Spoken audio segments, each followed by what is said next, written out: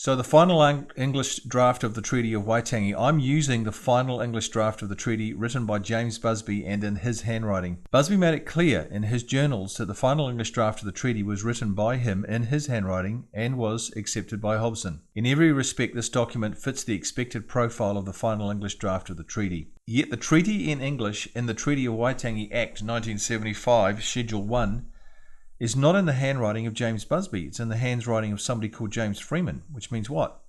The government has the wrong English version of the treaty in the Treaty of Waitangi Act 1975. This explains why there is a huge difference between the so-called English and Maori versions. In turn, this has given rise to the need to invent principles to reconcile the differences. There would be no need for so-called principles of the treaty if the bona fide English final draft of the treaty was in the Treaty of Waitangi Act 1975, because this final English draft and the treaty in Maori are a perfect match. There you go. That is to say, if the courts or Maori or MPs or the public want to know with 100% accuracy what the treaty in Maori says, they would only need to read the final English draft. So if you'd like to fix the issue of treaty principles once and for all, then for God's sake, use the final English draft of the treaty in the Treaty of Waitangi Act 1975. Amend the Act.